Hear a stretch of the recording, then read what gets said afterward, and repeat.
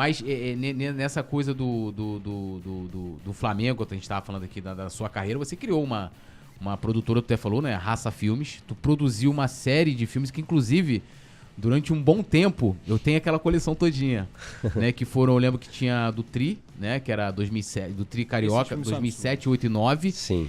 E a Copa do Brasil de 2006, que eu assistia todo dia aquilo. Era, assim...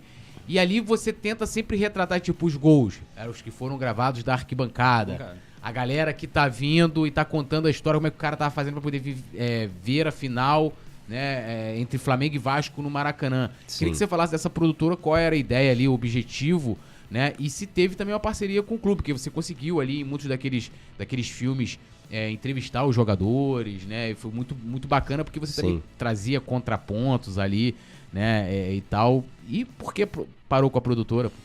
Então, essa série de filmes não foi produzida por mim, foi por uma outra galera. Eles me chamaram e a gente se juntou e fez os 3 filmes daquele trio ali. Né, isso. Aí era, acho que foi isso, 2007, 2008, 2009, os 3 cariocas, né, que a gente ganhou naquele momento ali contra o Botafogo. E aí a gente tinha limitações, né? Então não tinha muita grana, ao mesmo tempo, então não tinha como comprar material de arquivo de televisão e tal, e ao mesmo tempo entendeu que cada vez mais as pessoas estavam filmando jogos e aquilo ali era um formato que funcionava, então a gente tentava fazer isso. Conseguiu um material de boa qualidade entrevistando os jogadores, né, os caras que viveram aquilo ali, e contava um pouco daquela história, ilustrava aquilo com os jogos filmados da arquibancada.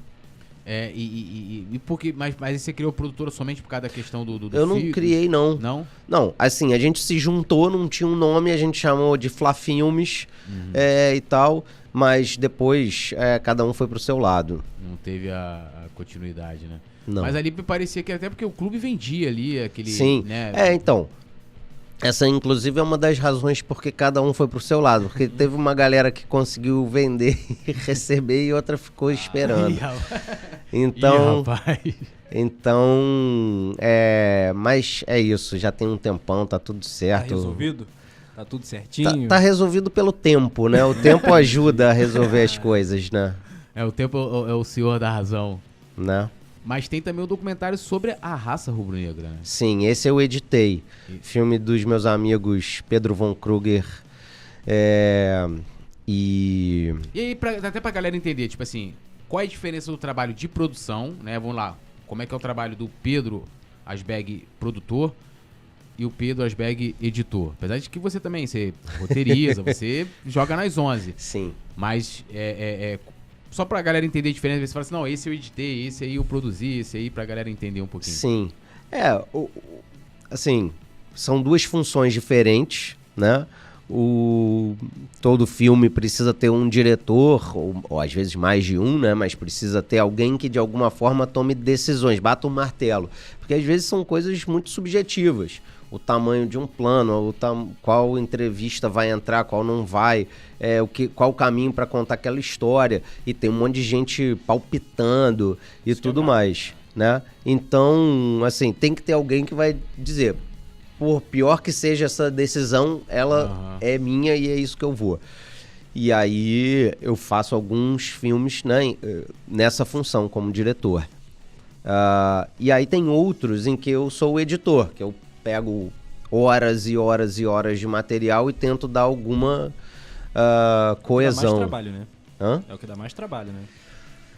Cara, acho que... Mete a mão na massa, né? Então, o diretor, ele é o que fica mais tempo no processo, que você sai do zero. Hoje a gente quiser fazer um filme, ele vai provavelmente sair daqui não sei quanto tempo, meses, anos, e você vai falar assim, eu tava lá naquele primeiro dia de quando aquela ideia nasceu e eu tô aqui para entregar esse filme. O editor, por maior que seja o trabalho dele, ele já chega com material filmado, ele não teve que captar dinheiro, ele não teve que convencer outras pessoas, ele não teve que filmar e assim por diante. mas tem um trabalho gigantesco na hora da edição de um documentário, principalmente porque geralmente você lida com um volume de material muito grande, né? Então, um longa-metragem, você está falando aí em média de 80 a 100 horas e, ao mesmo tempo, muitas vezes você não tem uma estrutura tão definida quanto você tem num filme de ficção, que você já sai de um roteiro, filma aquele roteiro e aí depois você ajusta, troca uma sequência de ordem, você cai com uma cena, cai com um personagem, você vai ajustando, mas em cima daquilo que você filmou e daquilo que estava no roteiro. O documentário, eu vou sentar para entrevistar alguém amanhã, você não sabe exatamente o que aquela pessoa vai falar. E assim por diante. Então, e assim, claro, você vai falar, vamos fazer um filme sobre 2019. A gente já sabe qual é o final. Você tem que construir uma história. Mas às vezes você fala assim, vamos filmar essa campanha aqui, vamos ver o que vai acontecer. Você pode, como foi o caso do Sunderland, né? Caiu de divisão no ano em que resolveram filmar ali o time. Então, isso eu acho que tem uma riqueza muito legal, esse inesperado e tal, esse não planejado, sabe, no documentário. E aí é isso. Então, eu gosto muito do processo de criação na ilha de edição. Qual é a parte mais prazerosa e a mais desgastante, assim? Você gosta de escrever, né? Eu gosto de escrever, eu gosto muito de editar, eu adoro editar. Realmente é uma das coisas que eu mais gosto de fazer nesse processo todo. E filmar, depende.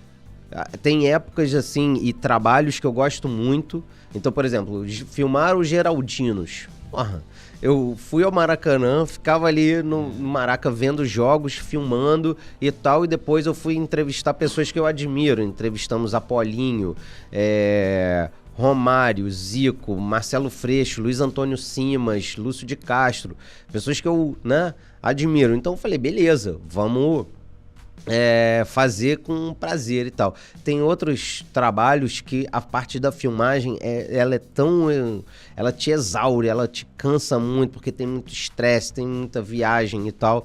Aí às vezes não é tão bom. E nessa parte de edição, porque assim, uma coisa você chega ali, eu não sei como é que é o seu processo. Que tem aquele lance da edição que você já recebe ali, já tudo praticamente, aqui já roteirizado, vamos dizer assim, já tem ali no próprio roteiro, você já tem já praticamente uma edição do que vai entrar.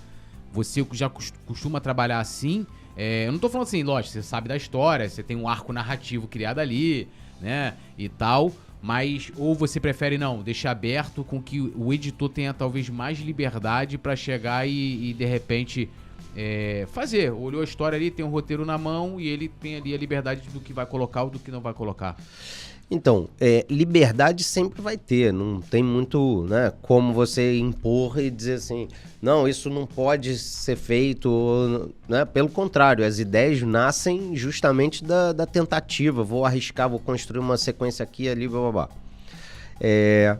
Mas hoje em dia, nos trabalhos que eu faço, é cada vez mais comum, depois de filmar, construir um negócio que a gente chama de escaleta, que é assim, uma sinopse de 1 a 2 linhas de cada sequência. Então você faz uma pré-edição no papel, que você ordena as sequências da maneira como você imagina que elas vão funcionar. Isso ajuda muito a chegar na ilha e já pelo menos ter uma base, assim, ter um caminho para trilhar. Senão, às vezes pode ser muito solto. Você fala assim, como é que eu começo esse filme? E às vezes o começo de um filme pode acabar virando o final, e o contrário, e assim por diante, né? É mais documentário, né? Exatamente. Então, assim, isso tá sendo mais comum. Antigamente não, cara. Antigamente era freestyle, chegava na ilha... Assim, claro, às vezes acaba acontecendo, né? O Onde Estiver Estarei foi muito assim, né? O Cartão Magrão, que é um outro filme que eu fiz há pouco tempo, um curto, também, mesma coisa, muito... Vamos nessa. Mas a maior parte dos trabalhos hoje em dia eu faço algum tipo de organização. Qual você diria que foi o de maior repercussão? Eu acho que o Democracia em Preto e Branco e o meu trabalho mais recente, que se chama Lei da Selva, que é sobre o jogo do bicho. Raspa no futebol, fala sobre a presença do Castor e do Emil no Bangu e no Botafogo. Mas felizmente, assim, teve muita repercussão, pelo menos do que eu esperava. Eu não imaginei que tantas pessoas fossem ver e comentar e tal. Então tô bem feliz. É uma série de 4 episódios que tá no Globoplay, tá Não, é fantástico. no Now e tal. Qual o projeto atual que você tá trabalhando agora? A gente quer saber, evidentemente. Pois é, né? Eu tô editando um filme pra Netflix sobre o caso Isabella Nardoni. Rapaz. Bem pesado. Primeira mão isso aqui, hein? Né? E o que é baseado no livro, porque tem um livro... Isso, exatamente.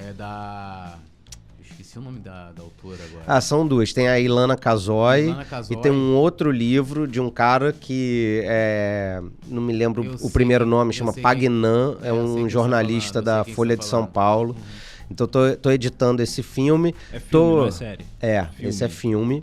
E tô costurando alguns outros trabalhos, assim. Tem a ideia de fazer do Onde Estiver Estarei, que é um curta que trata ali da final de 2019, fazer desse curta um longa com o Francisco Moraes e o Cláudio Cruz, um filme que mostra a trajetória dos dois em 81 e em 19, né? Porque eles dois são dos pouquíssimos duas lendas da nossa torcida, da nossa história, e dois caras dos poucos que estavam dentro do estádio nas duas conquistas, nos 2 dias 23 de novembro, né?